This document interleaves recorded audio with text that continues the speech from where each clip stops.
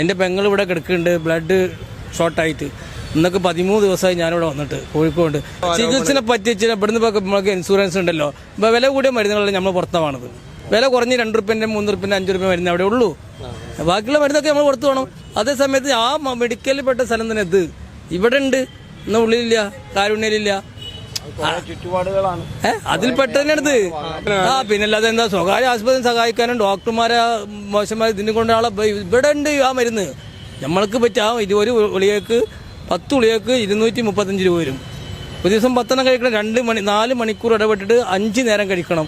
ആ ഗുളിക ഈ മെഡിക്കലുണ്ട്, അവിടെയുള്ള ആ മെഡിക്കലുണ്ട്, ഉള്ളിലില്ല, കാരുണ്യയിലില്ല, സൂപ്പർ സ്പെഷ്യാലിറ്റിയിലില്ല, അവിടെയുള്ള കാരുണ്യയിലില്ല.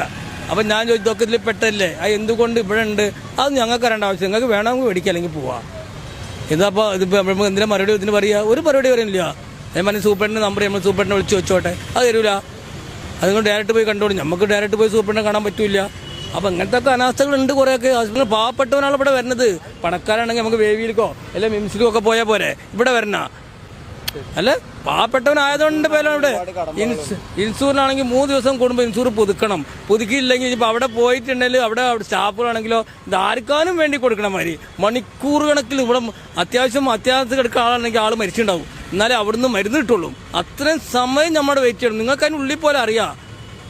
ചുരുങ്ങിയതിൽ 3 മണിക്കൂർ 4 മണിക്കൂർ അവിടെ വെയിറ്റ് ചെയ്യണം ഒരു മരുന്ന് കിട്ടണമെങ്കിൽ. പോയിട്ടുണ്ടെങ്കിൽ കാര്യങ്ങൾ കുറേ അനാസ്ഥകളുണ്ട്.